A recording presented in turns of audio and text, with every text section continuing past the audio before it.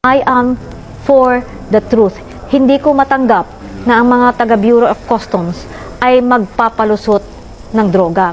Ipinakita ng dating hepe ng Bureau of Customs X-ray Inspection Project o XIP sa ABS-CBN ang kuha ng X-ray images ng dumaan sa BOC ang 4 na magnetic lifter noong July 14. Halos isang buwan nang lumipas bago ito nadiskubre ng PIDEA sa isang warehouse sa GMA Cavite na pinaghihinala ang pinaglagyan ng naipuslit na tone-toneladang shabu.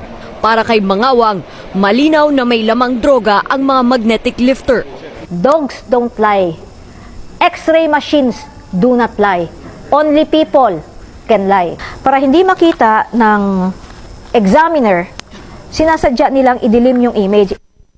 Paliwanag ni Mangawang, high-tech naman at walang diferensya ang mga X-ray ng BOC kung kaya't hindi totoo na hindi nito kaya madetect ang nasa loob ng magnetic lifters. What the Bureau of Customs officials is doing is they are covering up for the crime. Pero nanindigan ng BOC na wala talagang laman ng mga magnetic lifter. That person who examined it stands by that statement na wala siyang laman, no? And may credibility ba yung tao na yun to say that? Yes, dahil nag-training naman yun. Dagdag pa ni Austria, may SOP pagdating sa pag-X-ray ng mga dumarating na container. Kung hindi mo wala kang intelligence na natanggap, hindi mo rin gagawin yun na bubuksan mo yun, babaklasin mo yun kung wala ka namang pagbabasihang intelligence, di ba?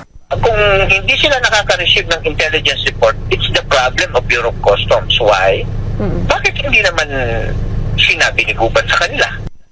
Una nang inilabas ni Pangulong Duterte ang Intel report hinggil sa mga katiwalian ni dating Intelligence Officer Jimmy Guban sa BOC.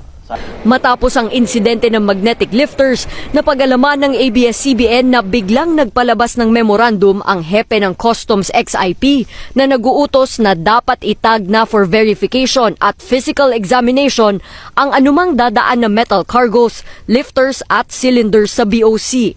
Sinabi ni Mangawang na pwedeng managot si Customs Chief Isidro La Peña dahil sa command responsibility. Pero sabi ng palasyo, nananatili pa rin ang tiwala ni Pangulong Duterte sa pamumuno ni La Peña. Sa isang pahayag, iginiit naman ni Customs Commissioner La Peña na wala silang tinago na X-ray image sa mga oversight committee. Sabi niya, patuloy rin ang internal cleansing at lifestyle check sa lahat ng tauhan ng BOC.